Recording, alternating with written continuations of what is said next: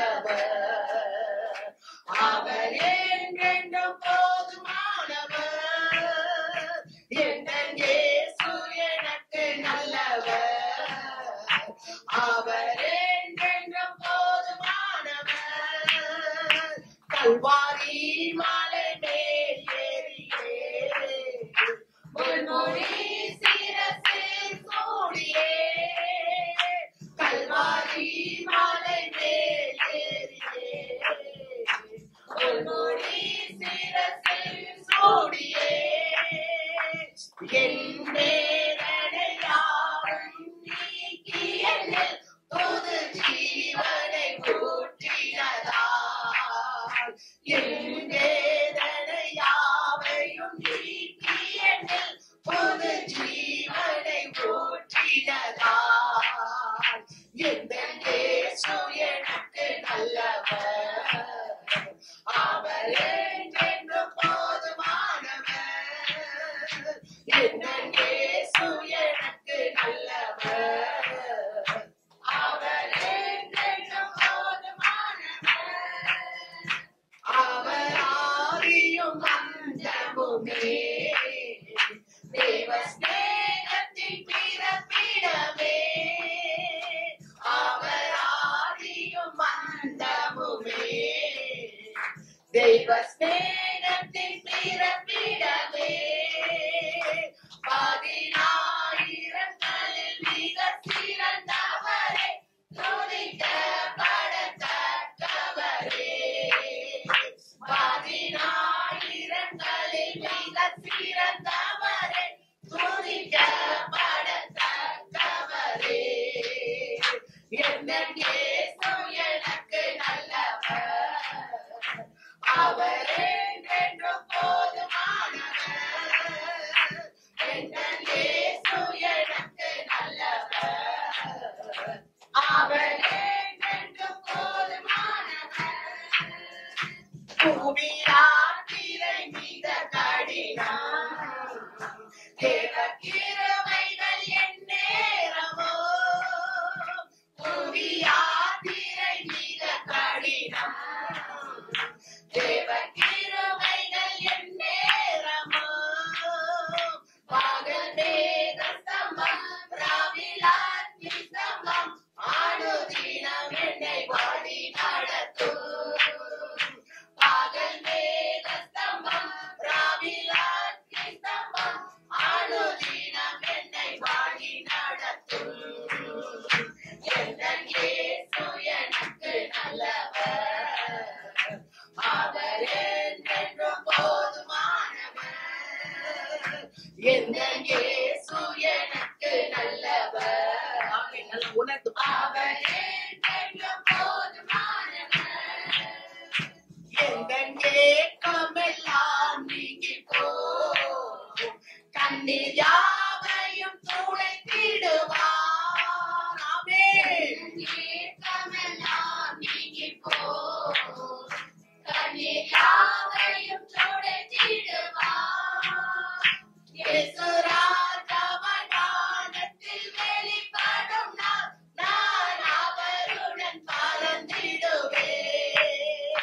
இயேசு ராஜாவாய் வானத்தில் வெளிப்படும் நாள், நான் அவருடன் பறந்திடுவேன். என் இயேசு எனக்கு நல்லவர். இயேசு போதும், இயேசு போதும் என்று நம்மளால சொல்ல முடியுமா? அவர் நல்லவர், அவர் வல்லவர், அவர் போதுமானவர். வியாதியில, நம்முடைய பிரயாசங்களில, நம்முடைய ஆபத்துக்களில இயேசு போதுமானவர்.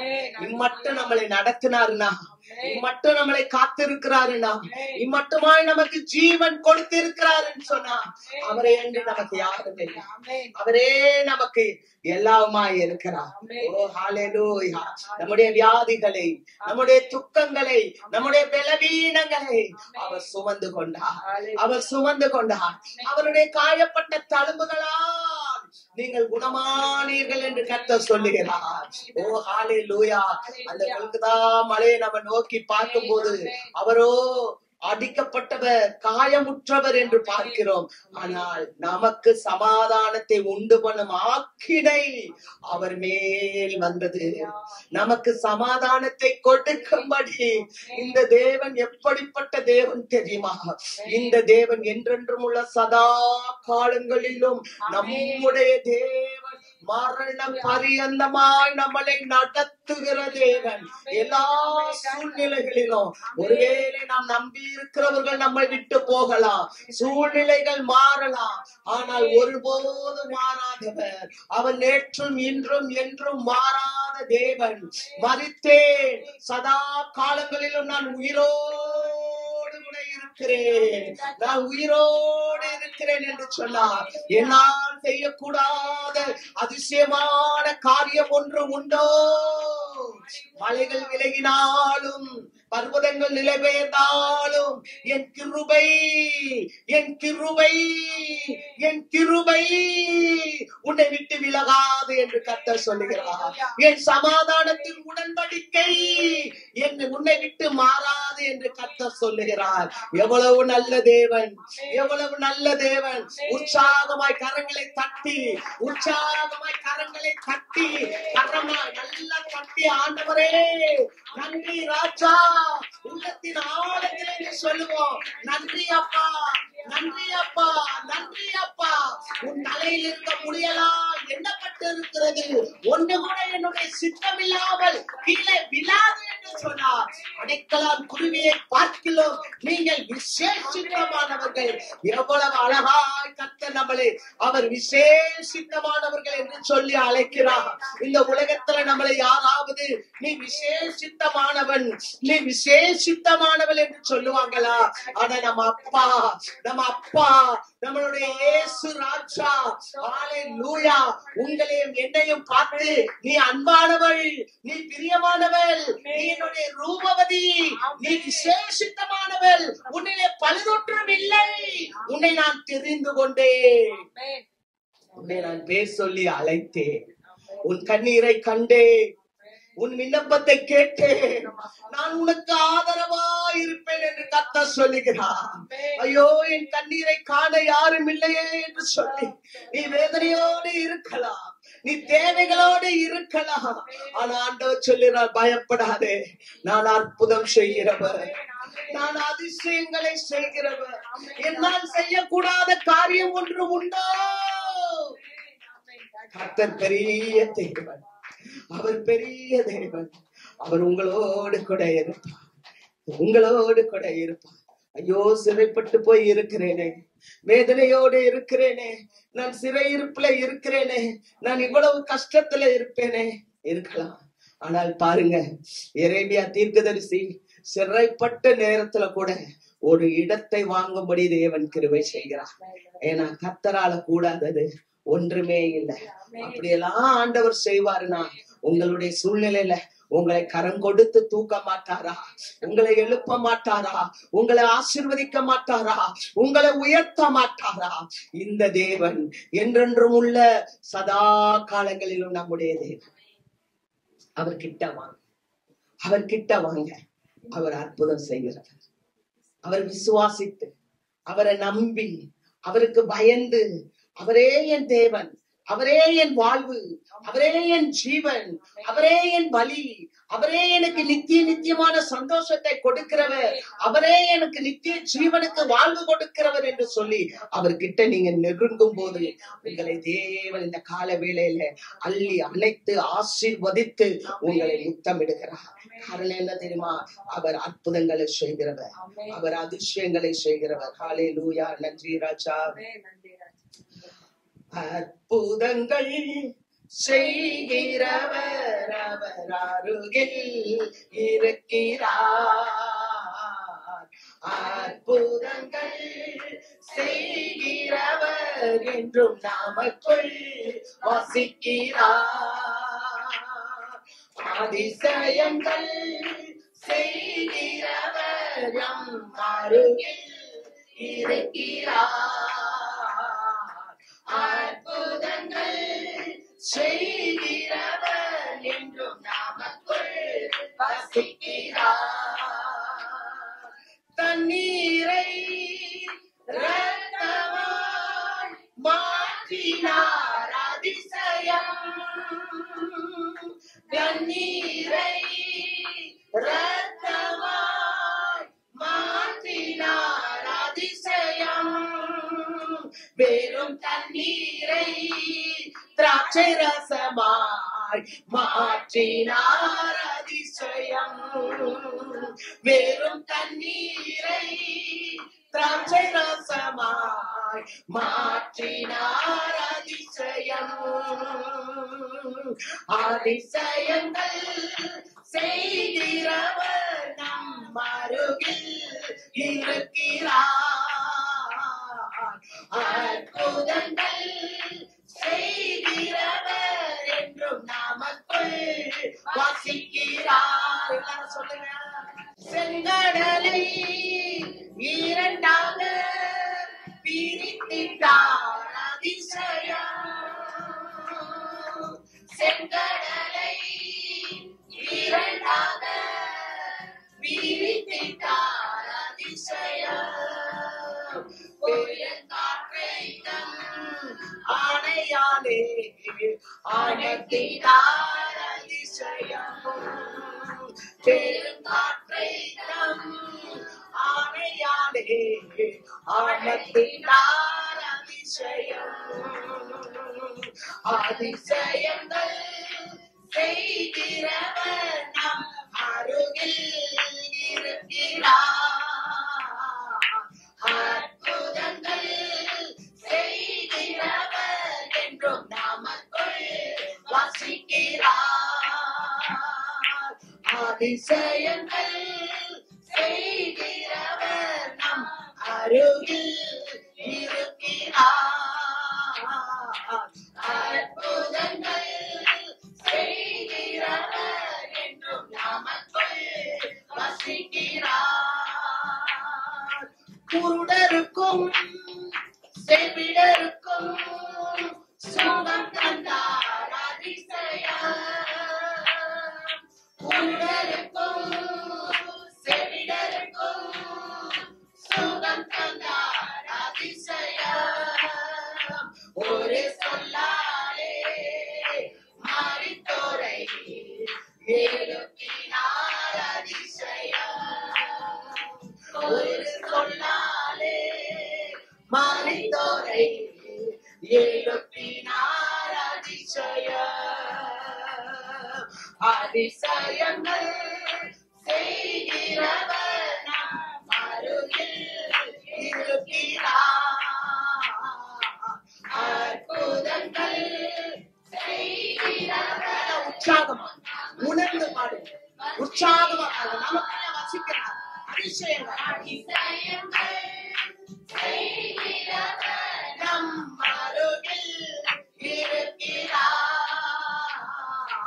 அற்புதங்கள் செய்கிறவர் என்றும் எனக்குள் வசிக்கிறார். பாவியான என்னையோ மாற்றினார் அதிசயம். ஆமென். பாவியான என்னையோ மாற்றினார் அதிசயம்.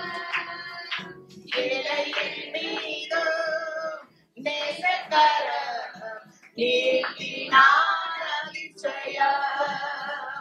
இலையின் மீது நேசக்கரம் நீட்டினார் அதிசயம். இதுவரை உங்க வாழ்க்கையில அற்புத நாட்களையா? இதுவரை நடக்கலையா? ஆண்டவர் சொல்லுகிறார், எண்ணிப்பார் எண்ணிப்பார் கர்த்தர் செய்த நன்மைகளை. எண்ணிப்பார் கர்த்தர் செய்த நன்மைகளை. அது மாத்திரமல்ல, இன்னும் நான் உனக்கு செய்ய போறேன். இன்னும் நான் உங்களுக்கு செய்ய போறேன். இன்னும் நான் அற்புதம் செய்வேன். இன்னும் நீங்க அதிசயங்களை பார்ப்பீங்க. ஆண்டவர் சொல்லுகிறார், நீ எகிப்து தேசத்தில் இருந்து புறப்பட்ட நாளிலே நான் உனக்கு செய்த அற்புதங்களை போல, அதிசயங்களை போல இந்த நாளிலும் நான் உனக்கு அற்புதங்களை அதிசயங்களை செய்வேன் என்று கர்த்தர் சொல்லுகிறார். ஹல்லேலூயா. எகிப்திலிருந்து வந்த போது ஆண்டவர் எவ்வளவு அற்புதங்களை செய்தார். செங்கடலை பிளந்தார், செங்கடலை பிளந்தார், யோர்தானை பிளந்தார், எரிகோ கோட்டைகளை இடிந்து விழ பண்ணினார். 40 வருஷமா ஜனங்களை வனாந்தரத்திலே வழி நடத்தினார். ஹல்லேலூயா. தூதற்குரிய மன்னாவால் அவர்களை போஷித்தார். அவர்களுடைய பாதரட்சைகள் அருந்து போகவில்லை, அவர்களுடைய வஸ்திரங்கள் பழையதாய் போகவில்லை. அவர் மேக ஸ்தம்பமாய் அக்கினி ஸ்தம்பமாய் ஜனங்களை வழி நடத்தினார். அதே போல அதே அற்புதங்கள், அதே அதிசயங்கள் இனிமேலும் நான் உனக்கு செய்வேன், இனிமேலும் நான் உனக்கு செய்வேன். நல்ல விசுவாசிக்கிறவங்கள சத்தம் அல்லேலூயா, அல்லேலூயா. விசுவாசிக்கிறவங்க அநேக கரங்களை தட்டி இயேசுப்பா இங்க இருக்கிறார், ஆண்டவர் இங்க இருக்கிறார், இங்க இருக்கிறார். எல்லா கரங்களை தட்டி ஆண்டவரை ஸ்தோத்திரி, முழு உள்ளத்தோட கூப்பிட்டா கர்த்தர் வருவார், கர்த்தர் வருவார். முழு உள்ளத்தோட கூப்பிடும் போது கர்த்தர் வருவார். வாயை நல்லா திறந்து கர்த்தரை துதிக்கும் போது, ஸ்தோத்தரிக்கும் போது அற்புதங்கள் நடக்கும், அற்புதங்கள் நடக்கும். ஹல்லேலூயா. குருடருக்கும் செவிடருக்கும் சுகம் கொடுத்தவர், அதிசயம். ஒரு சொல்லாலே மரித்தோரை எழுப்பினார். ஐயோ மரித்து போயிட்டானே, அடக்கம் பண்ணி விட்டாச்சே, 4 நாட்கள் ஆகிவிட்டதே, நாருமே. இயேசுவானவர் அந்த அருகாமையில போய் நின்னு, அந்த கல்லறையின் அருகாமையில போய் நின்று எல்லார் முன்பாக பிதாவை நோக்கி ஜெபம் செய்து விண்ணப்பித்து அந்த மனிதனை பார்த்து பெயர் சொல்லி அழைத்தார். செத்து போன பிரேதம் தான், செத்து போன பிரேதம் தான், அந்த பிரேத சீலைகளினால் கட்டப்பட்டு கடந்த மனிதன் தான். ஆனால் ஆண்டவர் சொன்னார், லாசருவே வெளியே வா. ஒரு சொல்லாலே, ஒரு சொல்லாலே ஒரு உயிர்ப்பு வந்தது, ஒரு உயிர்ப்பு வந்தது. நீங்க ஆண்டவருடைய சத்தத்தை உணர்வீங்களா? ஆண்டவருடைய சத்தத்தை உணர்வீங்களா? ஓ ஹல்லேலூயா, ஹல்லேலூயா. ஆண்டவருடைய சத்தத்தை உணர்வீங்களா? ஓ இந்த எலும்புகள் உயிரடையுமா? தீர்க்கதரிசி சொன்னார், ஆண்டவரே நீர் அதை அறிவீர். ஹல்லேலூயா. இந்த எலும்புகள் உயிரடையுமா? தீர்க்கதரிசி சொன்னார், ஆண்டவரே நீர் அறிவீர். ஹல்லேலூயா. எலும்புகளை பார்த்து தீர்க்க தரிசனம் உரை, எலும்புகளை பார்த்து தீர்க்க தரிசனம் உரை. அவர் தமது வார்த்தையை அனுப்பி அவர்களை குணமாக்கி அவர்களை அழிவிலிருந்து விடுவிக்கிறவர், நமது வார்த்தையை அனுப்புகிறவர். அவர் காற்றை நோக்கி, அந்த கொலையுண்ட 4 திசைகளில் இருந்த அந்த காற்றை நோக்கி பேசி இந்த கொலையுண்ட மக்களுக்குள்ளாக இறங்குன்னு சொல்லும் போது அந்த எலும்புகளுக்குள்ளாக ஒரு ஜீவன் உள்ள வந்து அவை எல்லாம் ஒன்றோடு ஒன்று இணைந்து மாபெரும் சேனையால் எழும்பி நின்றது. இந்த கால வேளையில கர்த்தரால் கூடாத காரியம் ஒன்றுமே இல்லை, ஒன்றுமே இல்லை. கர்த்தர் பெரிய காரியங்களை செய்கிறவர். ஓ ஹல்லேலூயா. கர்த்தர் எதற்காக அந்த கொல்கதா மலையில அவன் ஜீவனை கொடுத்தார்? பாவங்கள் மன்னிக்கப்பட, சாபங்கள் மன்னிக்கப்பட. ஹல்லேலூயா. ஒரு பெரிய கிருபையின் வாசலை உங்களுக்காக எனக்காக திறந்திருக்கிறார். ஒரு கிருபையின் வாசலை கர்த்தர் உங்களுக்காக எனக்காக திறந்திருக்கிறார். ஹல்லேலூயா. அந்த வாசல்ல நன்மை உண்டு, ஜீவன் உண்டு, ஆரோக்கியம் உண்டு, ஆசீர்வாதம் உண்டு, நலமும் விசாலமுமான பாலும் தேனும் ஓடுகிற தேசம் அந்த தேசம். அந்த ஆசீர்வதிக்கப்பட்ட தேசத்துக்கான வாசலை தேவன் நமக்கு திறந்து வைத்திருக்கிறார். ஹல்லேலூயா. நன்றியோடு கர்த்தரை நாம் ஸ்தோத்தரிப்போம், நன்றியோடு கர்த்தரை ஸ்தோத்தரிப்போம். மரித்து போனவனை உயிர்ப்பிக்க முடியும் என்றால், ஒரு சொல்லால உயிர்ப்பிக்க முடியும் என்றால், ஆண்டவர் இந்த கால வேளையில உங்களையும் உயிர்ப்பிக்க போதுமானவராய் இருக்கிறார். உங்கள் பிரச்சனைகளை ஆண்டவர் சரி செய்ய போதுமானவராய் இருக்கிறார். உங்க குடும்பத்துல காணப்படுகிற குழப்பங்களை பார்த்து ஆண்டவர் சொல்லுகிறார், இறையாதே, இறையாதே, அமைதலாயிரு என்று சொல்லுகிறார். ஓ ஹல்லேலூயா. அந்த கால வேளையில ஆண்டவர் குடும்பத்துல இருக்கிற குழப்பங்கள், சமாதான குறைச்சல்கள், பிள்ளைகளுடைய வாழ்க்கையில காணப்படுகின்ற போராட்டங்கள், சமாதான குறைச்சல்கள் எல்லாவற்றிலிருந்து கர்த்தர் விடுதலை தருகிறார். ஓ ஹல்லேலூயா. Thank you Lord, thank you Lord, thank you Lord, thank you Lord. பலவீனங்கள் மாறுகிறது, சுகவீனங்கள்லாம் மாறுகிறது. ஜெயம் கொடுக்கிற தேவனுக்கு ஸ்தோத்திரம், ஜெயம் கொடுக்கிற தேவனுக்கு ஸ்தோத்திரம், ஜெயம் கொடுக்கிற தேவனுக்கு ஸ்தோத்திரம், ஸ்தோத்திரம். நல்ல தகப்பனே, இந்த நல்ல வேலைக்காய் நன்றி அப்பா. வந்திருக்கிற ஒவ்வொருவருக்காய் நான் ஸ்தோத்திரிக்கிறேன். ஒவ்வொருவருடைய சிரச்சிலும் உம்முடைய காயப்பட்ட கரம், அன்பின் கரம், அதரசனமான கரம், சுகம் கொடுக்கிற கரம், நன்மைக்கு ஏதுவான கரம் இறங்குறதற்காக நன்றி. இன்றைக்கு ஆலயத்துக்கு வர முடியாம இருக்கிற மக்களுக்காக நாங்கள் ஜெபிக்கிறோம். அவர்கள் மீதுல உங்க கரம் இறங்குறதற்காக நன்றி அப்பா. ஆண்டவரே அப்பா உமக்கு ஸ்தோத்திரம். எல்லாருக்கும் நல்ல சுகத்தை கொடுங்க. நான் சமீபத்துக்கு மாத்திரமா தேவன், நான் தூரத்துக்கும் தேவன் அல்லவா என்று சொன்னீரப்பா. வர தடைப்பட்ட பிள்ளைகளுக்காக நாங்கள் ஜெபிக்கிறோம். உங்க காயப்பட்ட கரம், அன்பின் கரம், சுகம் கொடுக்கிற கரம், அள்ளி அணைக்கிற கரம் அவர்களை தொடட்டும். வரும் நாட்களிலே கொண்டு வரும் தேவ நாமத்தை மகிமைப்படுத்த கிருபை செய்யும். தொடர்ந்து நல்ல செய்திகளை கேட்க கத்த கிருபை செய்யுங்க. துதி கன மகிமை எல்லாம் உமக்கு செலுத்துகிறோம். மீட்பர் இயேசு கிறிஸ்துவின் நாமத்திலேயே நாங்கள் ஜெயம் எடுத்து ஜெபிக்கிறோம். ஜெபம் கேளும் நல்ல பிதாவே. ஆமென்.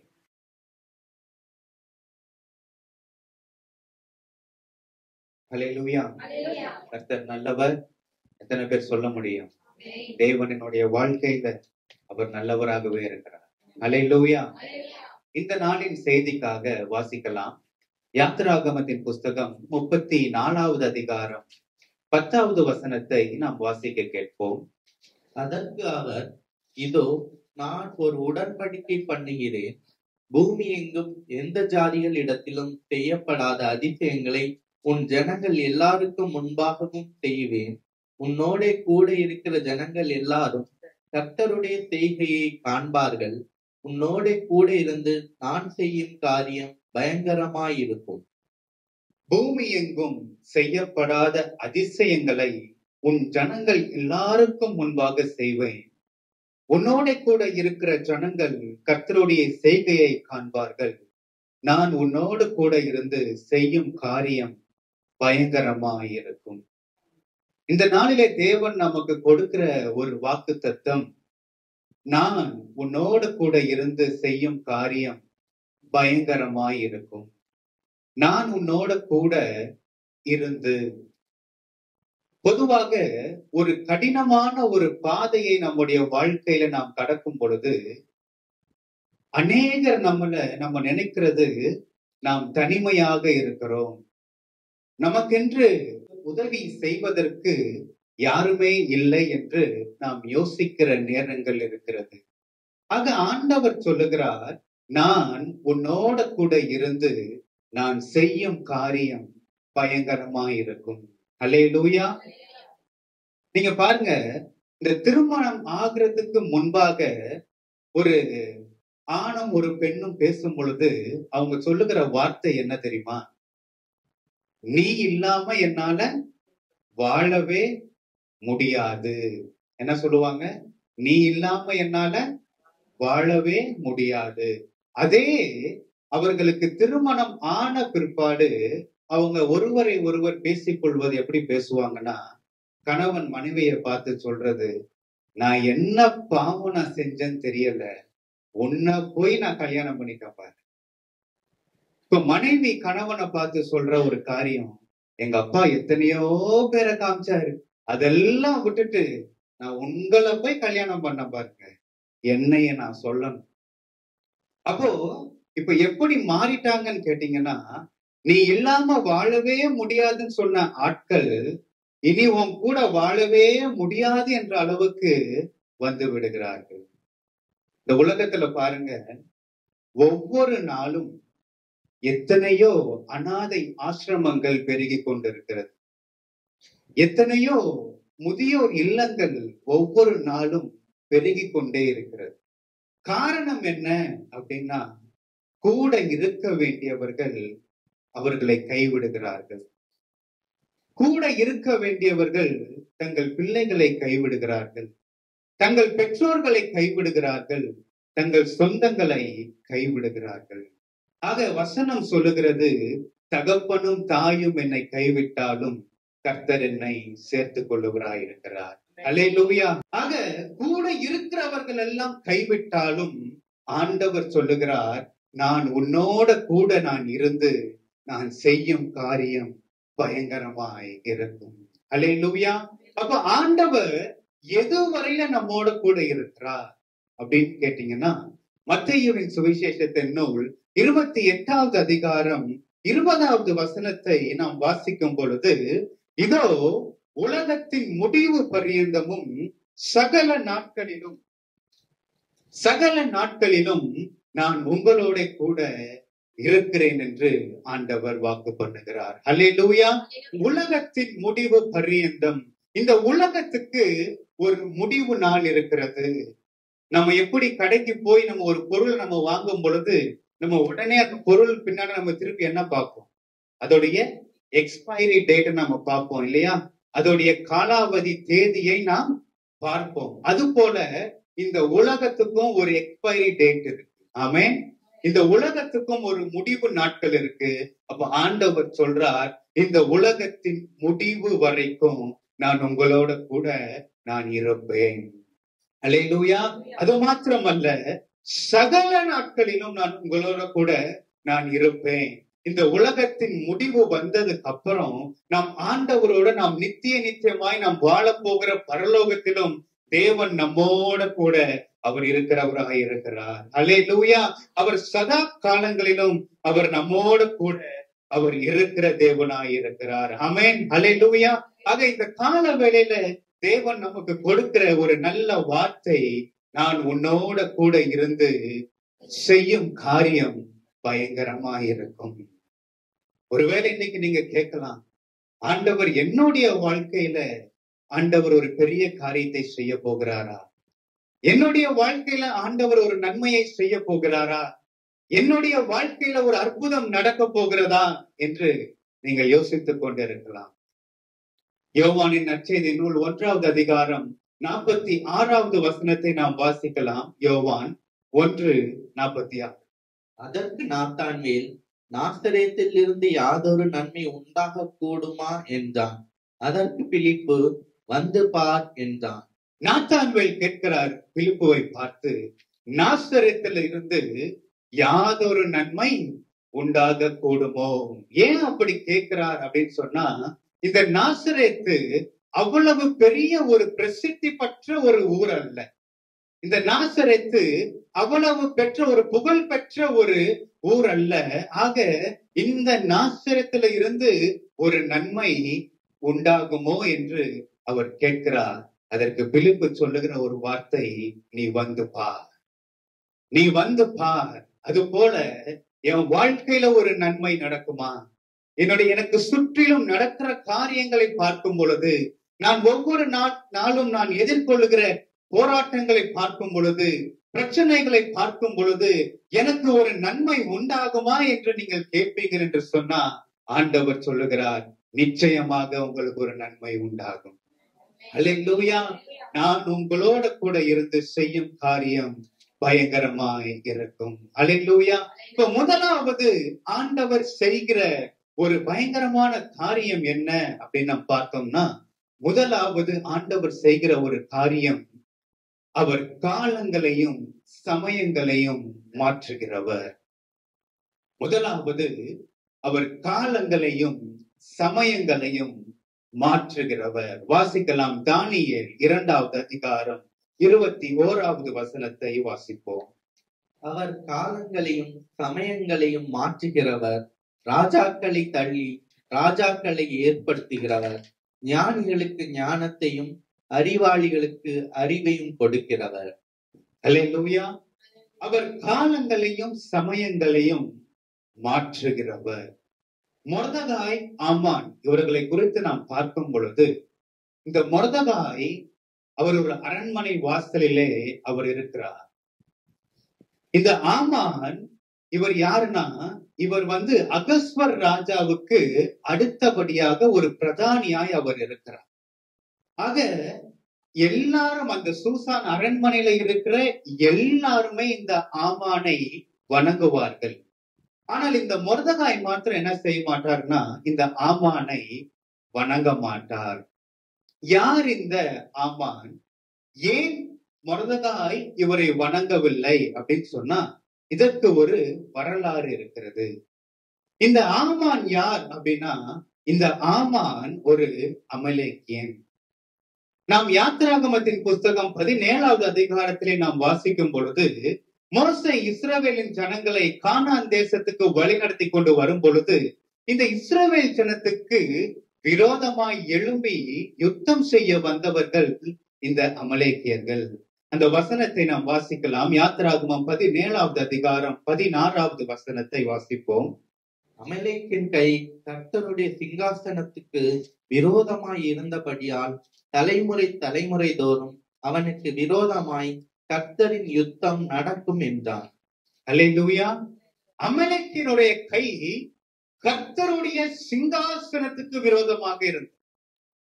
அவர்களுடைய கை கர்த்தருடைய சிங்காசனத்துக்கு விரோதமாக இருந்தபடியினால அவர்கள் தலைமுறை தலைமுறைகளாக அவர்கள் சத்துருக்களாக அவர்கள் எண்ணப்படுகிறார்கள்.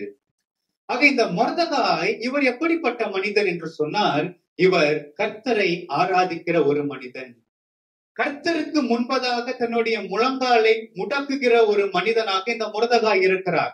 ஆக கர்த்தருடைய சந்நிதியில முழங்கால் இடுகிற ஒரு நபர், அவர் யாருக்கு முன்பாக முழங்கால் இட மாட்டாருன்னா சத்துருக்களுக்கு முன்பாக முழங்கால் இட மாட்டார்கள். அவர்கள் தேவனுக்காக வைராக்கியமாய் அவர்கள் இருக்கிறவர்கள். அல்லேலூயா. தானியேலின் புஸ்தகம் 3வது அதிகாரத்திலே நாம் வாசிக்கும் பொழுது சாத்ராக், மேஷாக், ஆபேத் நேகோவை குறித்து நாம் அங்கே பார்க்கிறோம். அங்கே அந்த ராஜாவாகிய நேபுகாத்நேச்சர் அவர் ஒரு பெரிய ஒரு பொற்சிலையை அவர் உண்டாக்குகிறார். அதை உண்டாக்கி அவர் சொல்லுகிறார், ஜனங்களை எல்லாம் பார்த்து எல்லாரும் அந்த சிலையை வணங்க வேண்டும் என்று சொல்லும் பொழுது அங்க ஒரு 3 வாலிபர்கள் இருந்தார்கள். Shadrach, Meshach, Abednego. அவர்கள் சொன்னார்கள், நாங்கள் ஆராதிக்கிற தேவன் எங்களை தப்புவிக்க வல்லவர். அவர் எங்களை தப்புவியாமல் போனாலும் ராஜாவாகிய நீர் உண்டு பண்ணின இந்த சிலையை நாங்கள் என்ன செய்ய மாட்டோம், நாங்கள் வணங்க மாட்டோம். அல்லேலூயா. நடந்ததை நமக்கு தெரியும். 7 மடங்கு அக்கினி சூளையை அவர்கள் உண்டாக்கி இவர்கள் 3 பேரையும் ராஜா உள்ளே போடுகிறார். ஆனால் அந்த ராஜாவுடைய கண்கள் பார்க்கிறது, நாம் 3 பேரை அல்லவா நாம் உள்ளே போட்டோம், ஆனால் 4வதா ஒருவர் உள்ளே ஒருத்தர் உலாவிக் கொண்டிருக்கிறார். அவருடைய சாயல் தேவபுத்திரருக்கு ஏற்ற சாயலாக இருக்கிறது. அல்லேலூயா, அல்லேலூயா. வசனம் சொல்லுகிறது, அவருடைய முடி கூட என்ன செய்யல, கருகி போகவில்லை. அல்லேலூயா. அந்த ராஜா சொன்னார், இவர்களுடைய தேவன் தான் தெய்வம். ஆமென். அல்லேலூயா. இங்கே மொர்தெகாயும் பாருங்க, அவர் தேவனுக்காக அவர் வைராக்கியமாய் அவர் இருக்கிறார்.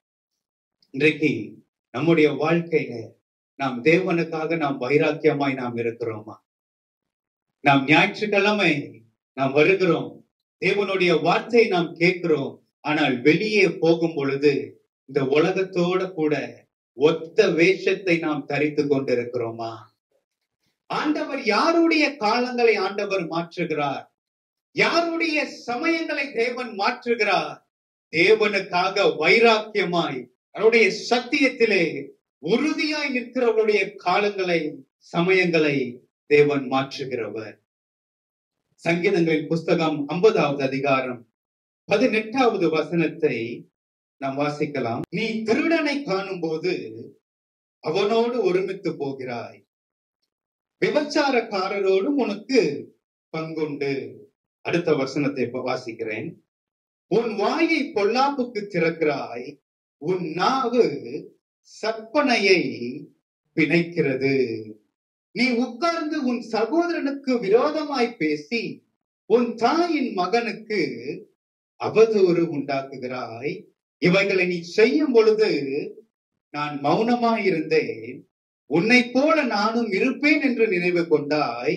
ஆனாலும் நான் உன்னை கடிந்து கொண்டு அவைகளை உன் கண்களுக்கு முன்பாக ஒவ்வொன்றாக நிறுத்துவேன். நீ திருடனை பார்த்தாலும் நீ ஒருமித்து போகிற, விபச்சாரக்காரரோடும் உனக்கு பங்கு இருக்கிறது. உன்னுடைய வாயை எதுக்கு திறக்கிறோமா? பொல்லாப்புக்கு வாயை நீ திறக்கிற. உன்னுடைய நாவு சற்பனையை பிணைக்கிறது. உன்னுடைய சகோதரனுக்கு விரோதமாய் நீ பேசிக் கொண்டிருக்கிற. ஆண்டவர் சொல்றார், இதெல்லாம் பார்த்துட்டு நான் உன்னை போல மௌனமா இருப்பேன் நீ நினைத்து கொண்டிருக்கிற. இப்படிப்பட்ட காரியங்கள் நம்முடைய வாழ்க்கையில் இருக்குமானால் தேவன் நம்முடைய காலங்களை தேவன் மாற்ற மாட்டார். தேவன் யாருடைய சமயங்களை மாற்றுகிறார் என்றால் அவருடைய சத்தியத்திலே நிற்க வேண்டும். நம்முடைய நாவை பொல்லாப்புக்கல்ல, நம்முடைய நாவிலே துதி இருக்க வேண்டும். அல்லேலூயா. நாம் சமாதானம் செய்கிறவர்களாய் நாம் காணப்பட வேண்டும். வசனம் சொல்லுகிறது, சமாதானம் பண்ணுகிறவர்கள் பாக்கியவான்கள், அவர்கள் தேவருடைய புத்திரராய் இருக்கிறார். அல்லேலூயா. இங்க நாம் பார்க்கிறோம், இந்த மொர்தெகாய் தேவனுக்காக வைராக்கியமாய் அவர் நின்று கொண்டிருந்தார். அதற்கு கிடைத்த ஒரு காரியம் என்ன தெரியுமா? இந்த ஆமான் ஒரு பெரிய ஒரு தூக்கு மரத்தை உண்டாக்கினான். 50 முழ உயரமுள்ள ஒரு தூக்கு மரத்தை உண்டாக்கி அவன் ராஜாவை பார்க்க வருகிறான். எதற்கென்று கேட்டீங்கன்னா, அந்த தூக்கு மரத்துல மொர்தெகாயை ஏற்றுவதற்காக. இந்த ஆமானும் அகஸ்வரு ராஜாவும் ரொம்ப நெருங்கின பழக்கம் இருக்கு. எந்த அளவுக்கு அவங்களுக்குள்ள ஒரு நெருக்கம் இருந்துச்சுன்னா, ராஜா தன்னுடைய முத்திரை மோதிரத்தையே கலற்றி ஆமானிடத்துல கொடுத்து விட்டார். அந்த முத்திரை மோதிரம் ஒரு சாதாரண ஒரு மோதிரம் அல்ல. அவன் எதை வேண்டுமானாலும் அவன் எழுதி ராஜாவினுடைய முத்திரை மோதிரத்தை அதில் பதித்துட்டான்னு சொன்னா, அந்த கட்டளையை யாருமே மீற முடியாது. அது ராஜாவானாலும் சரி. அல்லேலூயா. இன்றைக்கு நம்ம போடுவோமா, ஒரு காலி பேப்பர் உங்க கையில வந்து கொடுத்துட்டு கீழே கையெழுத்து மட்டும் போட்டு கொடுங்கன்னா நம்ம போடுவோமா? போட மாட்டோம். இல்ல, ஏன் போட மாட்டோம்? என்னத்தையாவது எழுதி என் சொத்தெல்லாம் வாங்கிட்டா நான் என்ன செய்யறது? இல்லையா? நம்ம அப்படி யோசிக்கிறோம். ஆனா ராஜா அவனுடைய முத்திரை மோதிரத்தையே கலட்டிக்கோ, நீ என்ன சட்டத்தை வேணாலும் நீ போட்டுக்கோ. அப்ப பாருங்க, அந்த அளவுக்கு அவர்களுக்குள்ளாக ஒரு ஐக்கியம் இருந்தது. இப்போ ஆமான் வருகிறார். இப்போதான் நம்முடைய ஆண்டவர் காலங்களையும் சமயங்களையும் மாற்றுகிறார். அல்லேலூயா. வாசிக்கலாம். எஸ்தர் 6வது அதிகாரம் 1வது வசனத்தை வாசிப்போம். அந்த ராத்திரியிலே ராஜாவுக்கு நித்திரை வராதபடியினால் காலவர்த்தமானங்கள் எழுதியிருக்கிற நடபடி புத்தகத்தை கொண்டு வர சொன்னான். அது ராஜ சமூகத்தில் வாசிக்கப்பட்டது. அல்லேலூயா. அந்த ராத்திரியிலே ராஜாவுக்கு நித்திரை வரவில்லை. ஆமென். தேவனுடைய பிள்ளைக்கு விரோதமாய் ஒரு சத்துரு செயல்படும் பொழுது, தேவனை ஆராதிக்கிற பிள்ளைக்கு விரோதமாய் ஒருவன் தூக்கு மரத்தை செய்யும் பொழுது, தேவன் அதை பார்த்து கொண்டு சும்மா இருக்க மாட்டார். தேவன் அதை பார்த்து அவர் செயல்படுகிற தேவனாக இருக்கிறார். அல்லேலூயா, அல்லேலூயா. ஆக சத்துருக்கள் நமக்கு விரோதமாய் எழும்பும் பொழுது தேவன் கிரியை செய்கிறார். அல்லேலூயா. அங்க நாம் பார்க்கிறோம், மொர்தெகாய் கூட இந்த காரியங்கள் எதுவுமே தெரியாம நிம்மதியா தூங்கி கொண்டிருக்கும். ஆனால் யாருக்கு தூக்கம் வரல? ராஜாவுக்கு தேவன் தூக்கத்தை கொண்டு வரவில்லை. அல்லேலூயா. ஒரு குடிமகனாக இருந்தாலும் கூட ஒரு விசுவாசி தேவனுடைய பார்வையில எப்படி இருக்கிறார்கள்னா, அவர்கள் ராஜாவை காட்டிலும் பெரியவர்களாய் இருக்கிறார். அல்லேலூயா. இப்ப நீங்களும் நானும் தேவனுடைய பார்வையில எப்படி இருக்கிறோம்? நாம் விசேஷித்தவர்களாய் நாம் இருக்கிறோம். நாம் பெரியவர்களாய் நாம் அவருடைய பார்வையில நாம் இருக்கிறவர்களாய் இருக்கிறோம். அல்லேலூயா. அப்ப இந்த ராஜாவுக்கு தூக்கம் வரல. அப்ப ராஜாவுக்கு தூக்கம் வராததுனால இந்த ராஜா என்ன செய்யல தெரியுமா? இப்ப நம்ம எல்லாம் தூக்கம் வரலன்னா என்ன செய்வோம்? பாஸ்டர்மா சொன்னாங்க, நடுவுல தூக்கம் வரலன்னா நடுராத்திரியில எழும்பி என்ன செய்றீங்க? ரீல்ஸ் பாக்குறீங்க, வாட்ஸ்அப் எடுத்து மெசேஜ் அனுப்புறீங்க, இல்லையா? ஆனா ஒரு ராஜாவுக்கு அன்னைக்கு தூக்கம் வரல.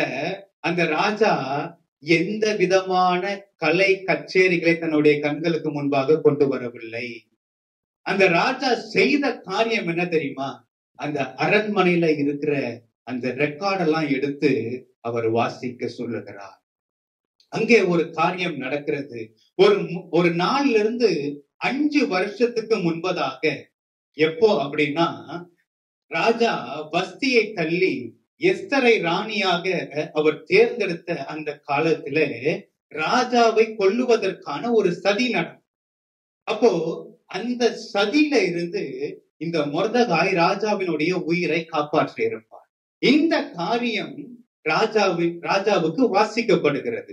ஆக இதை கேட்ட உடனே ராஜா கேட்கிறாரு, இந்த காரியத்துக்காக மொர்தெகாய்க்கு என்ன செய்யப்பட்டது?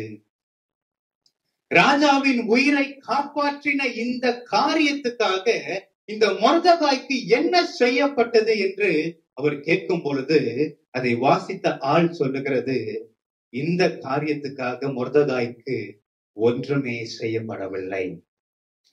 அல்லேலூயா. ராஜாவின் உயிரையே காப்பாற்றி இருக்கிறார், ஆனால் இந்த காரியத்துக்கு என்ன செய்யல? ஒன்றுமே செய்யப்படவில்லை. நம்முடைய வாழ்க்கையில கூட நாம் செய்கிற அநேக நன்மைகள் சில நேரங்களிலே அது கவனிக்கப்படாமல் போகலாம். ஆனால் ஒரு காலம் வரும், தேவன் அதற்கான அறுவடையை தேவன் நமக்கு தருகிறவராயிருக்கிறார். அல்லேலூயா, அல்லேலூயா.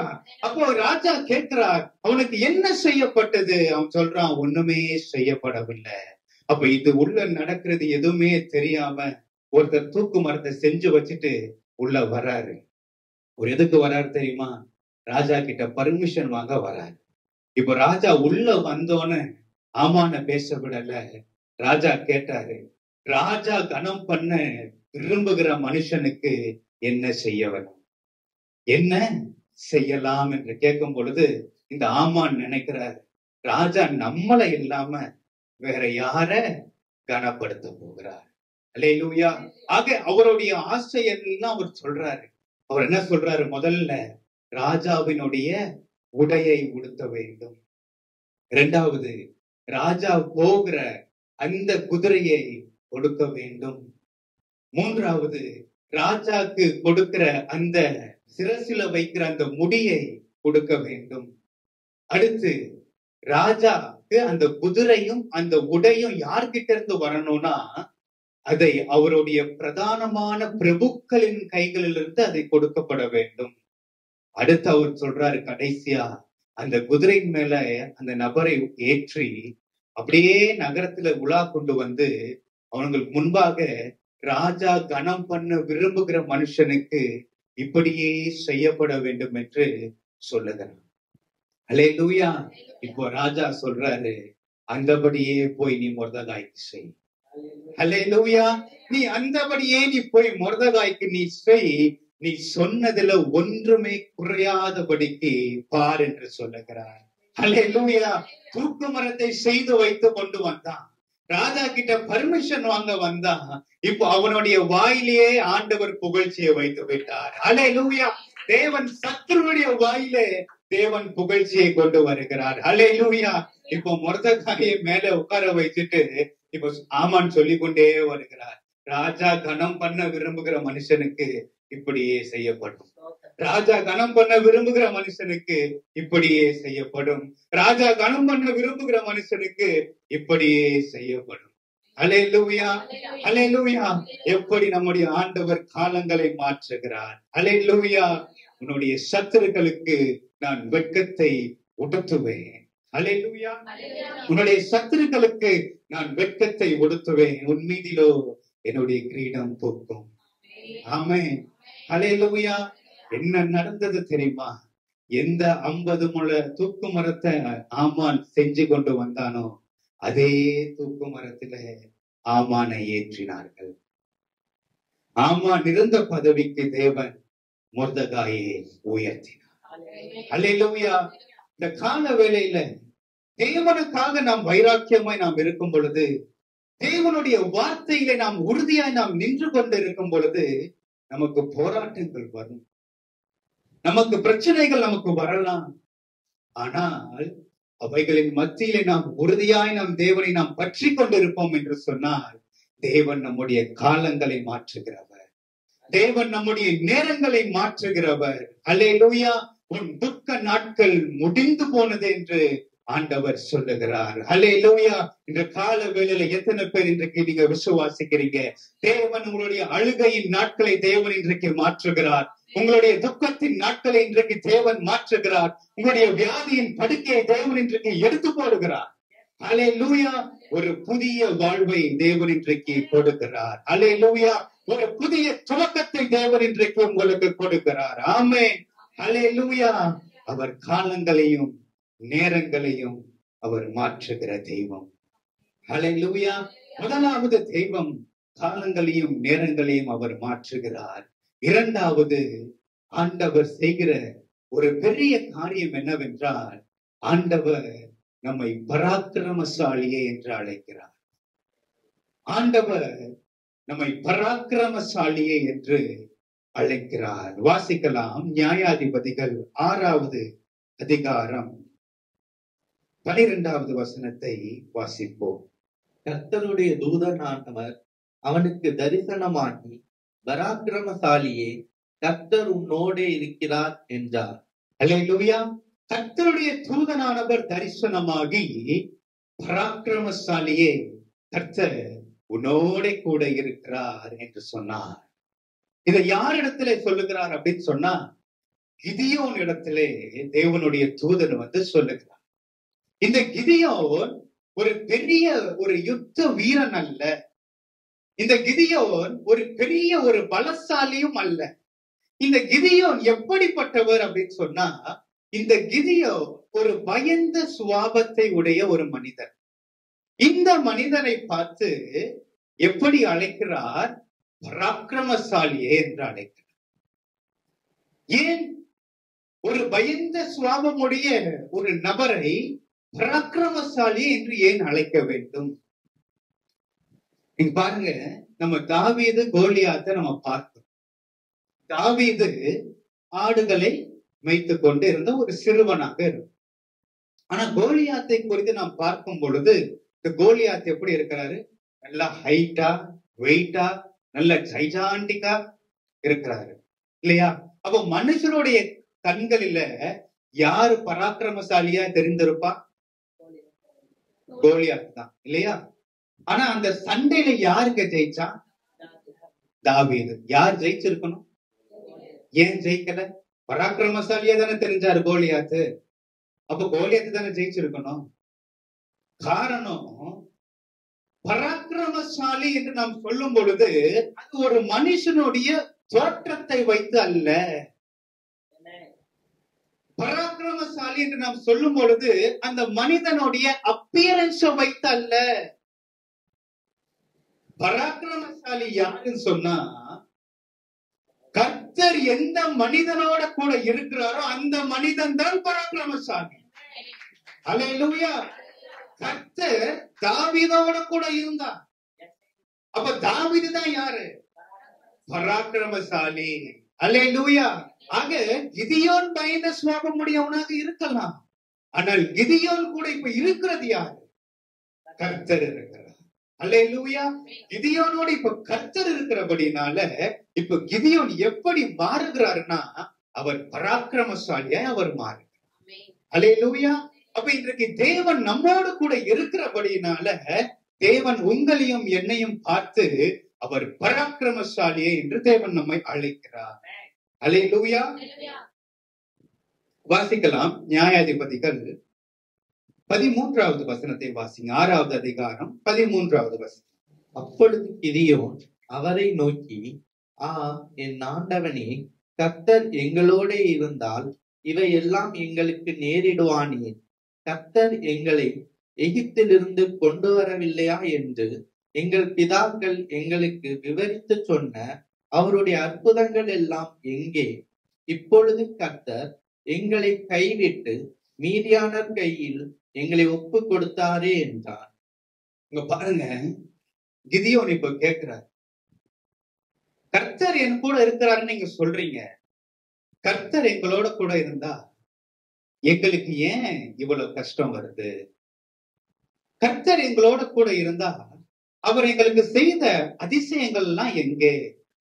அவர் எங்களுக்கு செய்த அற்புதங்கள்லாம் எங்கே? எங்கள் பிதாக்கள் எங்களுக்கு சொல்லி கொடுத்தார்கள். எங்களை எகிப்துல இருந்து தேவன் எப்படிலாம் வெளியே கொண்டு வந்தார், அவர் செய்த அதிசயங்கள் என்ன, அவருடைய மகத்துவங்கள் என்ன, இதெல்லாம் எங்களுக்கு சொல்லி எங்களை அனுப்புனாங்களே. நீங்க தேவன் என் கூட இருக்கிறாருன்னு சொல்றீங்களே, அப்ப அவருடைய அதிசயம் எங்க? அவருடைய அற்புதம் எங்க போச்சு? இப்ப ஏன் நாங்கள் இந்த மீதியானவருடைய கரத்துல நாங்கள் இருக்க வேண்டும்? அவர்கள் கேட்கிறார். நம்மளும் கூட சில நேரத்துல நம்ம கேட்கிறோம்ல, உங்களுக்கு கூட இப்போ ஒரு தோணல் வந்திருக்கலாம், ஒரு எண்ணம் வந்திருக்கலாம். ஆண்டவர் பராக்கிரமசாலின்னு அழைக்கிறாரு, ஆண்டவர் என் கூட இருக்கிறாருன்னு சொல்றீங்க, ஆனாலும் எனக்கு ஏன் இந்த போராட்டம் என்னை விட்டு நீங்கி போகல? ஏன் இந்த பலவீனம் என்னை விட்டு இன்னும் மாறல? ஏன் இந்த கண்ணீர் என்னை விட்டு இன்னும் நீங்கல? ஏன் இந்த துன்பத்திலேயே நான் இருந்து கொண்டே இருக்கிறேன், எனக்கு ஏன் ஒரு மகிழ்ச்சி இன்னும் எனக்கு உண்டாகல? நம்ம கூட சில நேரங்கள்ல கேட்கிறோம், கர்த்தர் என் கூட உண்மையாவே இருக்கிறாரா? தேவன் ஏன் தெரியுமா இந்த இஸ்ரவேல் ஜனங்களின் மீதியானவர்களுடைய கரத்திலே ஒப்பு கொடுத்தார்? அவர்கள் தேவனுக்கு பிரியமில்லாத காரியங்களை அவர்கள் செய்தார். அவர்கள் தேவனுக்கு பிரியமில்லாத காரியத்தை செய்தபடியினால 7 வருஷம் இந்த மீதியானுடைய கரத்திலே இஸ்ரவேல் ஜனங்களை தேவன் ஒப்பு கொடுத்தார். இன்றைக்கு நம்முடைய வாழ்க்கையில சில காரியங்கள் வருமானால் அது ஏன் வருகிறது என்று நாம் பார்க்கிறோம். ஒருவேளை தேவனுக்கு பிரியமில்லாத காரியங்களை நாம் செய்திருப்போமானால் அதற்காக நாம் தேவனிடத்துல நாம் முறையிட வேண்டும். நியாயாதிபதிகள் 6வது அதிகாரம் 6வது வசனத்தை வாசிப்போம். இப்படி மீதியானியராலே இஸ்ரவேலர் மிகவும் சிறுமைப்பட்டார்கள்.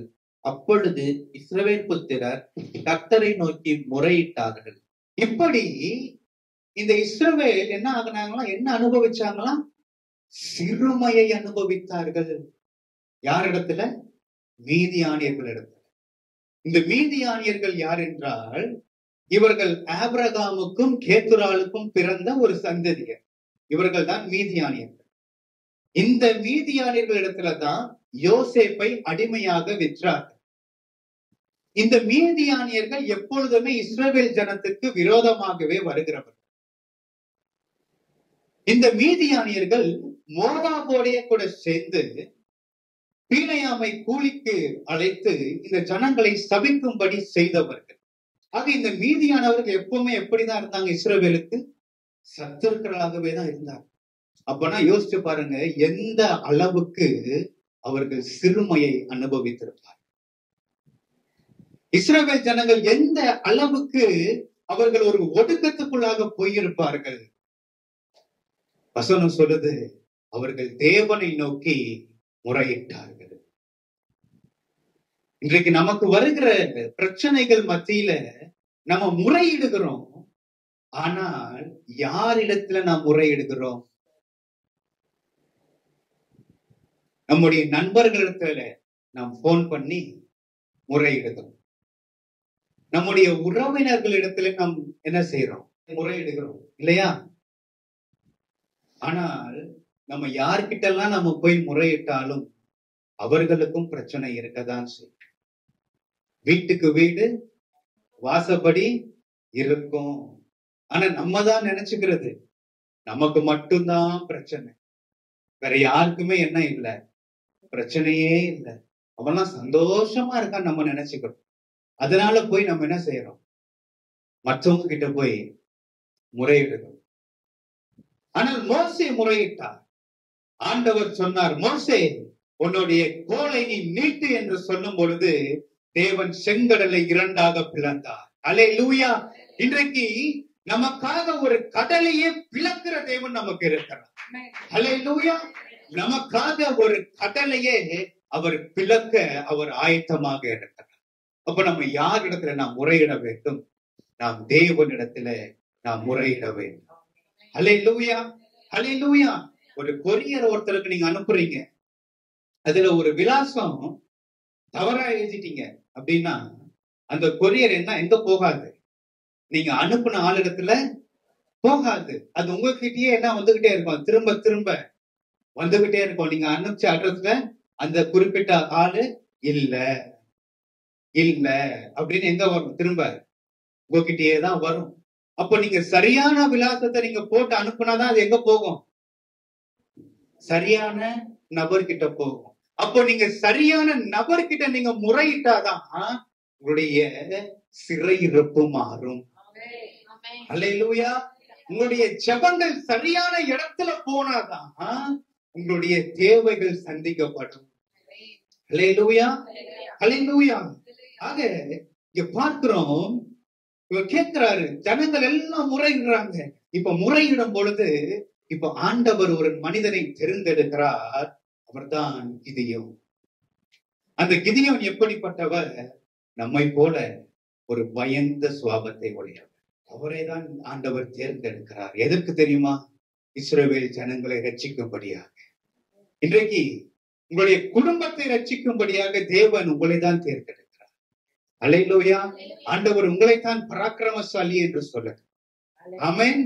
அல்லேலூயா. நம்ம பார்க்கலாம், அடுத்த வசனம் வாசிக்கலாம். நியாயாதிபதிகள் 6வது அதிகாரம் 14வது வசனத்தை வாசிப்போம். அப்பொழுது கர்த்தர் அவனை நோக்கி பார்த்து, உனக்கு இருக்கிற இந்த பலத்தோடே போ, நீ இஸ்ரவேலை மீதியானியரின் கைக்கு நீங்களாக்கி ரட்சிப்பாய், உன்னை அனுப்புகிறவர் நான் அல்லவா என்றார். அல்லேலூயா. ஆண்டவர் சொல்றாரு, அப்பா உனக்கு ஒரு பலன் இருக்குல்ல, இந்த பலத்தோடே நீ போ, உன்னை அனுப்புகிறது நான் அல்லவா, உன்னை அனுப்புகிறது நான் அல்லவா.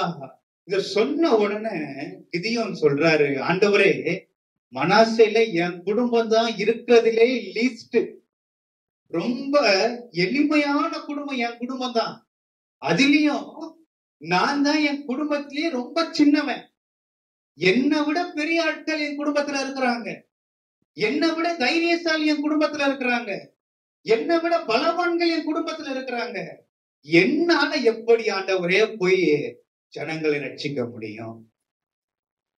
ஆண்டவர் சொல்றாரு, உன்னை அனுப்புகிறது நான் அல்லவா. இவர் சொல்றது, நான் எப்படி ரட்சிப்பேன்? நீ ரட்சிக்க முடியாது, ரட்சிக்கிறது தேவன். அல்லேலூயா. ஆண்டவர் பயன்படுத்துகிறது தான் நம்மை. அல்லேலூயா. நான் தான் ரட்சிப்பேன்னு சொன்னா என்னால முடியாது, ஆனால் நான் தேவனுக்கு பயன்படுகிற கருவியாக இருப்பேன்னு சொன்னா தேவன் என்னை கொண்டு ரட்சிப்பார். அல்லேலூயா. நீங்க பாருங்க, மார்க்கு 6வது அதிகாரம் 48வது வசனத்தை வாசிப்போம்.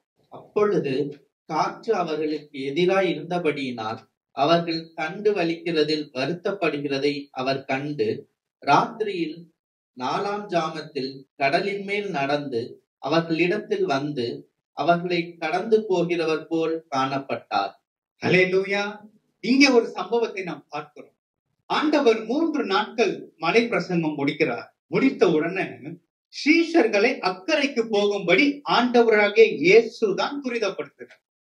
அல்லேலூயா. யார் துரிதப்படுத்துறா? ஆண்டவராகிய இயேசு தான் துரிதப்படுத்தி அவர்களை அனுப்புகிறார். ஆனால் அவர்கள் போகிற வழியில என்ன வந்தது? காற்று பலமாக வீசினது. ஆனால் அந்த வசனத்தை நாம் வாசித்தோம், அவர்கள் தண்டு வலிக்க வருத்தப்படுகிறதை அவருடைய கண்கள் கண்டு.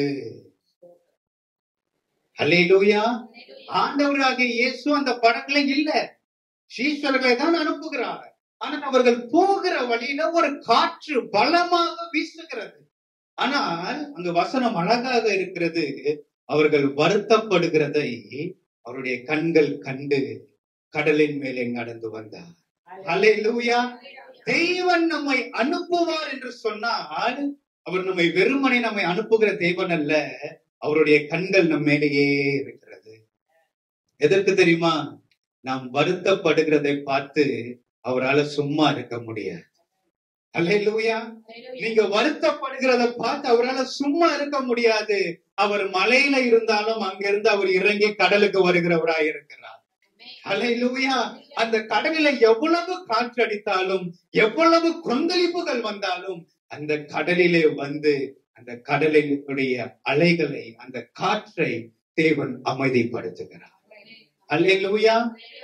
இங்க அது போலதான் நீங்க ஆண்டவர் சொல்லுகிறார், நீ உனக்கு இருக்கிற இந்த பலத்தோட நீ போ, உன்னை அனுப்புகிறவர் நான் அல்லவா. அல்லேலூயா.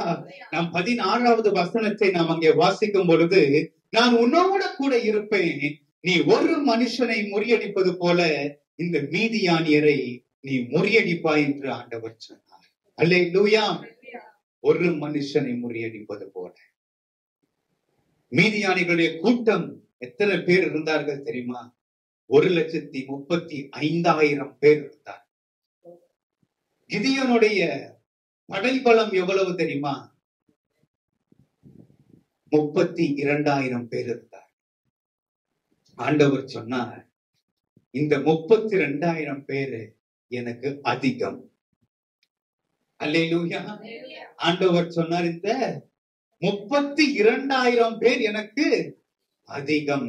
அப்படி என்ன செய்யணும்? ஆண்டவர் சொல்றாரு, யாரெல்லாம் இதுல பயப்படுறானோ அவனெல்லாம் நீ வீட்டுக்கு போ. 22,000 பேர் போய்விட்டார். எத்தனை பேர் போயிட்டாங்க? 22,000 பேர். இப்போ மீதம் இருக்கிறது 10,000 பேர். இந்த 10,000 பேரையும் ஆண்டவர் சொல்றாரு, இவர்களை தண்ணீர் இருக்கிற இடத்துல நடத்து. அந்த தண்ணி இருக்கிற இடத்துல நடத்துறாரு. அந்த தண்ணிய நல்லா உட்கார்ந்து குடிச்சாங்க. நல்லா கம்ஃபர்டபுளா என்ஜாய் பண்ணி தண்ணி எல்லாம் குடிச்சாங்க. ஆனா இன்னொரு கூட்டம் இருக்கு. அந்த கூட்டம் எப்பவுமே அலர்ட்டா, அல்லேலூயா, எங்கேயாவது எதிரி வந்துட போறான் அப்படின்னு சொல்லி அவங்க அலர்ட்டா அவங்க என்ன செய்யறாங்க? தண்ணியை எடுத்து அவர்கள் நக்கி குடித்தார்கள். அந்த நக்கி குடித்த ஜனங்கள் எத்தனை பேர்னா 300 பேர். ஆண்டவர் சொன்னார் கிதியோனை பார்த்து, இந்த 300 பேரை கொண்டுதான் நான் ரட்சிக்க போகிறேன். அல்லேலூயா. 1,35,000 பேர் இருக்கிறான் எதிரி கிட்ட. இவங்க கிட்ட இருக்கிறது 300 பேரு. 1% கூட வரல. ஆனால் ஆண்டவர் செய்த ஒரு பயங்கரமான காரியம் என்னவென்றால், இந்த 300 பேரை கொண்டுதான் தேவன் ரட்சிப்பை கொடுத்தார். அல்லேலூயா. தேவன் விடுதலையை கொடுத்தார். ஆமென். இந்த கால வேளையில ஒருவேளை நீங்களும் பயந்து போயிருக்கலாம். என்னுடைய எதிர்காலம் எப்படி இருக்குமோ, என்னுடைய பிரச்சனைகள் என்னவா போய் முடியுமோ, எனக்கு முன்பாக இருக்கிற சவால்களை நான் சந்திக்க போகிறேன், ஒரு பயத்தோடு கூட நம்ம இருக்கலாம். ஆண்டவர் சொல்லுகிறார், பராக்கிரமசாலியே உன்னோடு கூட நான் இருக்கிறேன். பராக்கிரமசாலியே உன்னோட கூட நான் இருக்கிறேன் என்று ஆண்டவர் சொல்லுகிறார். உன் பக்கத்தில் 1000 பேரும் உன் வலது புறத்தில் 10,000 பேரும் விழுந்தாலும் அது உன்னை அணுகாது. அல்லேலூயா. அது உன்னை அணுகாது. உன் கண்களால் மாத்திரம் நீ பார்த்து துன்மார்க்கிற்கு வரும் பலனை காண்பாய். அல்லேலூயா. நீங்களும் நானும் பராக்கிரமசாலி. ஏனென்றால் கர்த்தர் நம் பட்சத்திலே இருக்கிறார். ஆமென். கர்த்தர் நம் பட்சத்தில் இருக்கும் பொழுது நமக்கு எதிராக நிற்பவன் யார்? அல்லேலூயா. ஆக நமக்கு ஆண்டவர் ஜெயத்தை தருகிறார். அல்லேலூயா. முதலாவது நாம் பார்த்தோம், ஆண்டவர் நமக்கு பயங்கரமான காரியங்களை செய்கிறார். காலங்களையும் நேரங்களையும் ஆண்டவர் மாற்றுகிறார். இரண்டாவது, ஆண்டவர் நம்மை பராக்கிரமசாலி என்று நம்மை அழைத்து ஆண்டவர் நமக்கு வெற்றியை தருகிறார். அல்லேலூயா. மூன்றாவது ஒரு காரியம், ஆண்டவர் நம்மை அழைத்து செல்லும்படி வருகிறார்.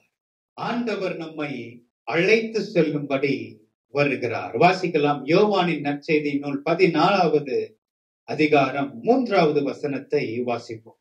நான் போய் உங்களுக்காக ஸ்தலத்தை ஆயத்தம் பண்ணின பின்பு நான் இருக்கிற இடத்திலே நீங்களும் இருக்கும்படி நான் மறுபடியும் வந்து உங்களை என்னிடத்தில் சேர்த்துக் கொள்ளுவேன்.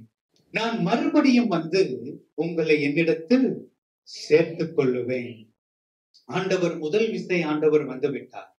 இங்கே ஆண்டவர் சொல்லுகிறது தம்முடைய 2ஆம் வருகையை குறித்து இங்கே ஆண்டவர் பேசுகிறார். அவர் சொன்னார், நான் வந்து உங்களை என்னிடத்திலே நான் சேர்த்துக் கொள்ளுவேன். அவர் சொல்றாரு, என்னுடைய பிதாவின் வீட்டிலே அநேக வாசஸ்தலங்கள் இருக்கிறது. நான் போய் உங்களுக்காக ஒரு ஸ்தலத்தை நான் ஆயத்தப்படுத்தின பின்பு நான் வந்து உங்களிடத்திலே வந்து நான் உங்களை என்னிடத்திலே சேர்த்துக் கொள்ளுவேன். ஆக பிதாவினுடைய வீடு எப்படி இருக்கும் என்று ஆண்டவர் நமக்கு சொல்லல. ஆண்டவர் சொன்னது, என்னுடைய பிதாவின் வீட்டிலே நான் உங்களை சேர்த்துக் கொள்ளுவேன். ஆக நாம் அவரோடு கூட நாம் இருக்கும் பொழுது நாம் எதை பற்றியும் நாம் நினைக்க வேண்டிய அவசியம் இல்லை. ஆமென். நம்முடைய வீட்டுல நம்ம அநேக காரியங்களை நம்ம யோசிக்கிறோம், திட்டம் எழுதுறோம் இல்லையா? ஆனால் ஆண்டவருடைய வீட்டுல நம்ம போகும் பொழுது நாம் எந்த விதமான திட்டமிடுதல் நம்ம பண்ண வேண்டிய தேவையே இல்லை. எல்லாவற்றையும் அவர் பார்த்துக் கொள்ளுகிற தேவனாயிருக்கிறார். அல்லேலூயா. ஆனால் ஸ்ரீஷர்களுக்கு ஒரு கவலை இருந்தது. வாசிக்கலாம். மத்தேயு 18வது அதிகாரம் 1வது வசனம். அவ்வேளையில் சீஷர்கள் இயேசுவினிடத்தில் வந்து, பரலோக ராஜ்யத்தில் எவன் பெரியவனாய் இருப்பான் என்று கேட்டார்கள். அவங்க வந்து கேட்கிற கேள்வி என்ன? பரலோக ராஜ்யத்தில் யார் பெரியவனாய் இருப்பான்? ஆனா நீங்க பாருங்க, ஒரு செல்வந்தன் ஒருவன் வந்தான். அவன் வந்து ஆண்டவரிடத்துல கேட்ட கேள்வி என்னது? ஆண்டவரே, நித்திய ஜீவனை பெறுவதற்கு நான் என்ன செய்ய வேண்டும்? ஆனா நீங்க சீஷர்கள் இவங்க வந்து கேட்கிறது, பரலோகத்துல யாரு பெரியவனாய் இருப்பா? ரெண்டுத்துக்கும் வித்தியாசம் புரியுதா? அவன் வந்து கேட்கறது நித்திய ஜீவனை நான் பெறுறதுக்கு நான் என்ன செய்யணும்? இவங்க கேட்கறது, நான் நித்திய ஜீவனுக்குள்ள நான் வந்துட்டேன், நான் பரலோகத்துல நான் வந்துட்டேன், எனக்கு கன்ஃபார்ம், எனக்கு தெரியும். இப்போ அங்க யார் எங்கள பெரியவனா இருப்பா? இப்ப அதுதான் பிரச்சனை. அவங்களுக்குள்ள ஒரு தர்க்கம் போயிருக்கலாம், நான் தான் பெரியவனா இருப்பேன், இல்ல இன்னொரு சீஷர் சொல்லி இல்ல நான் தான் பெரியவனா இருப்பேன். இவங்களுக்குள்ள ஒரு தர்க்கம் போயிருக்கும். இப்ப இந்த தர்க்கத்துல இவங்களால இப்ப பிரச்சனையை சால்வ் பண்ண முடியல. இப்ப எங்க வந்துட்டாங்க? நம்ம இயேசு கிட்டயே போய் கேட்டுருவோம், நம்ம இயேசு கிட்டயே போய் கேட்டுருவோம். இப்ப வந்துட்டாங்க. வந்துட்டு ஆண்டவரை பார்த்து கேட்கறாங்க, ஆண்டவரே, எங்களுக்கு பரலோகம் கன்ஃபார்ம், எங்களுக்கு தெரியும். இப்போ எங்களுக்கு தெரிய வேண்டிய காரியம் என்னன்னா, எங்கள்ல யார் அங்க பெரியவனா இருப்பா? ஆண்டவர் கொடுத்த பதில் என்ன தெரியுமா? வாசிக்கலாம், 3வது வசனத்தை வாசிப்போம். நீங்கள் மனம் திரும்பி பிள்ளைகளைப் போல் ஆகாவிட்டால், நீங்கள் மனம் திரும்பி பிள்ளைகளை போல் ஆகாவிட்டால் பரலோக ராஜ்யத்தில் பிரவேசிக்க மாட்டீர்கள் என்று மெய்யாகவே உங்களுக்கு சொல்லுகிறேன். பரலோக ராஜ்யத்தில் பிரவேசிக்க மாட்டீர்கள் என்று மெய்யாகவே உங்களுக்கு நான் சொல்லுகிறேன். ஆண்டவர் கொடுத்த பதில பாத்தீங்களா? எப்பா, நீ கன்ஃபார்மா இருக்கிற, பரலோகத்துக்கு நீ வந்துருவன்னு. ஆனா இந்த பிள்ளைய போல நீ மாறலன்னு சொன்னா எங்க உள்ள வர முடியாது. முதல்ல உன்னால பரலோகத்துக்குள்ளேயும் முதல்ல என்ட்ராக முடியாது. அல்லேலூயா. பிள்ளைகளை போல மாறணும் அப்படின்னா என்ன அர்த்தம்? நம்முடைய எண்ணங்கள் எப்படி இருக்கிறது? ஒரு சிறு பிள்ளை, அதோடைய எண்ணத்துல பொல்லாப்பு இருக்காது. ஒரு சிறு பிள்ளை அது கோபத்தை எப்பவுமே வைத்து கொண்டு இருக்காது, அதுக்குள்ள கசப்பு இருக்காது. ஒரு சிறு பிள்ளை அது யாருக்காவது தீங்கு செய்யணும்னு அது நினைக்காது, இல்லையா? அப்ப ஆண்டவர் சொல்றாரு, அந்த பிள்ளைய போல நீ மாறுங்க. இன்னைக்கு நம்முடைய எண்ணங்கள் எப்படி இருக்கிறது? ஒரு இடத்துல நம்ம போன நம்ம யோசிக்கிறோம், நான் போனேன், அவங்க என்ன வரவேற்கவே இல்லைங்க, என்கிட்ட அவங்க பேசவே இல்லை, அவங்க என்ன கண்டுக்கவே இல்லை, எனக்கு முக்கியத்துவமே கொடுக்கல. நம்ம என்ன யோசிக்கிறோம்? யார் பெரியவனா இருப்பா? அது போலதானே நம்மளும் யோசிக்கிறோம். உடனே நமக்குள்ள என்ன வந்துடும்? அவங்க மேல கசப்பு வந்துடும். உடனே என்ன வந்துருது? கோபம் வந்துருது. உடனே மூர்க்கம் வந்துருது. உடனே அவங்கள பார்த்தா கூட என்ன செய்ய மாட்டோம்? முகம் கொடுத்து பேசணும். ஆனா குழந்தைகள் எப்படி தெரியுமா? நீங்க எவ்வளவுதான் கண்டிச்சு அடிச்சாலும் ஒரே ஒரு 50 காசு சாக்லேட் வாங்கி கொடுத்து பாருங்க, உடனே நீங்க அடிச்சதே அதுக்கு ஞாபகம் இருக்கு. அல்லேலூயா. நீங்க திட்டினதே அது மறந்து போ. ஆண்டவர் சொல்றாரு, இந்த சிறு பிள்ளைய போல நீங்க மாறலன்னு சொன்னா பரலோகத்துக்குள்ள நீங்க என்ன செய்ய முடியாது? முதல்ல என்றே ஆக முடியாது. இப்போ அடுத்து அவங்க கேட்ட கேள்விக்கு ஆண்டவர் பதிலை கொடுக்கிறார். அடுத்த வசனத்தை வாசிப்போம். ஆகையால் இந்த பிள்ளையைப் போல தன்னை தாழ்த்துகிறவன் எவனோ அவனே பரலோக ராஜ்யத்தில் பெரியவனாய் இருப்பான். அல்லேலூயா. இந்த பிள்ளையை போல தாழ்த்துகிறவன் எவனோ அவனே பரலோகத்திலே பெரியவனாய் இருப்பான். அல்லேலூயா. அதுதான் நம்முடைய ஆண்டவர் செஞ்சு காமிச்சார். தம்முடைய சீஷர்களின் பாதங்களை ஆண்டவராகிய இயேசு கழுவினார். அவர் சொன்னார், நானே உங்களுடைய பாதங்களை கழுவுவேன் என்று சொன்னார். நீங்கள் எவ்வளவாய் நீங்கள் உங்களை தாழ்த்துவேன். அல்லேலூயா.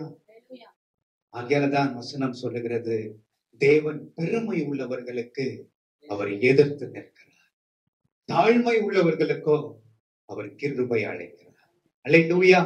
அவர் கிருபையை அளிக்கிறார். யாருக்குன்னா தாழ்மையாயிருக்கிறார். ஆமென்.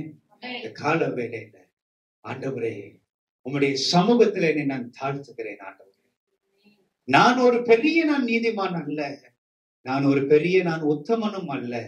உம்முடைய கிருபையினால நீர் என்னை நீதிமானாய் மாற்ற இருக்கிறேன். உம்முடைய கிருபையினால நீர் என்னை பரிசுத்தமானாய் மாற்ற இருக்கிறேன். இதற்கு நான் பாத்திரம் நல்ல ஆண்டவரே, ஆனால் நீர் எனக்கு தகுதிப்படுத்திருக்கிறீரே. உமக்கு நன்றி ஆண்டவரே. அல்லேலூயா.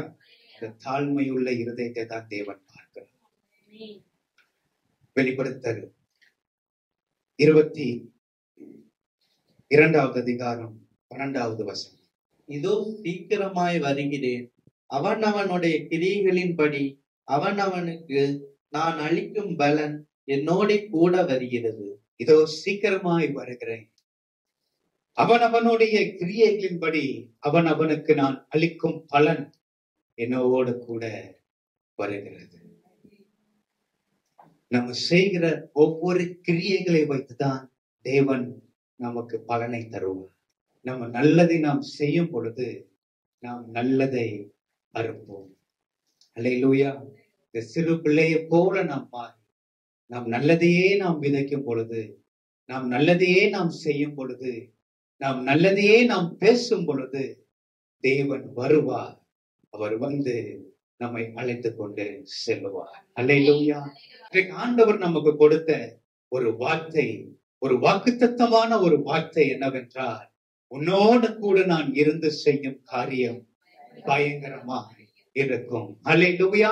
அவர் பயங்கரமான காரியங்கள் அவர் செய்கிறது. முதலாவது, அவர் காலங்களையும் சமயங்களையும் மாற்றுகிறவர். அவர் காலங்களையும் நேரங்களையும் மாற்றுகிறவர். யாருடைய காலங்களை தேவன் மாற்றுகிறார், யாருடைய நேரங்களை தேவன் மாற்றுகிறார்? அவருடைய சத்தியத்திலே உறுதியாய் நிற்கிறவர்களுடைய காலத்தையும் நேரத்தையும் தேவன் மாற்றுகிறார். இரண்டாவது, தேவன் நம்மை பராக்கிரமசாலி என்று தேவன் நம்மை அழைக்கிறார். ஆமென். நாம் பலவீனராய் நாம் இருந்தாலும் கர்த்தர் நம்முடைய பட்சத்திலே இருக்கிறபடினாலே தேவன் நமக்கு நம்முடைய சத்துருக்களுக்கு முன்பாக நமக்கு ஒரு பந்தியை ஆயத்தப்படுத்தி நம்முடைய தலையை எண்ணெயால தேவன் அபிஷேகம் செய்து நம்மளை உயர்த்துகிறவராக இருக்கிறார். மூன்றாவது, தேவன் நம்மை அழைத்து கொண்டு போகும்படி தேவன் வருகிறார். ஆக நம்முடைய எண்ணங்களிலே நாம் சுத்தமாய் நாம் இருப்போம். சிறு பிள்ளைகளைப் போல நாம் மாறுவோம். தேவனுடைய ராஜ்யத்துக்குள்ளாக நாம் பிரவேசிப்போம். கர்த்தர் தாமே நம்மை ஆசீர்வதிப்பார்.